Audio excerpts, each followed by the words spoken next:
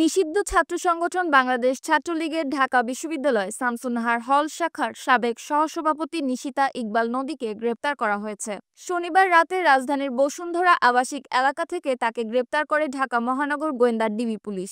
বিষয়টি নিশ্চিত করেছেন ঢাকা মহানগর পুলিশের ডিএমপি অতিরিক্ত কমিশনার ডিবি রেজাউল মল্লিক। তিনি গণমাধ্যমকে বলেন, সুনির্দিষ্ট অভিযোগ ও তথ্যে ঢাকা বিশ্ববিদ্যালয় শামসুন্নাহার হল শাখা ছাত্রলীগের সাবেক সহসভাপতি নিশিতা ইকবাল নদীকে গ্রেপ্তার করা হয়েছে।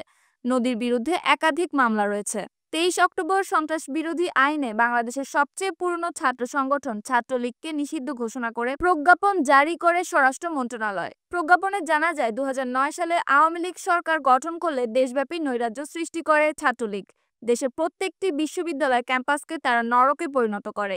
সাধারণ শিক্ষার্থীরা ছাত্রলীগের সন্ত্রাসীদের নানাভাবে নির্যাতনের শিকার হয়। এবারের ছাত্র জনতার আন্দোলন শুরুর দিকে ছাত্রলীগ সাধারণ শিক্ষার্থীদের উপর নির্বিচার ভয়াবহ নৃশংসতা চালিয়ে দেশের মানুষকে ভীষণ ক্ষুব্ধ করে তোলে। নিউজ ডেস্ক, সুপ্তি রায়, ভোরের আকাশ।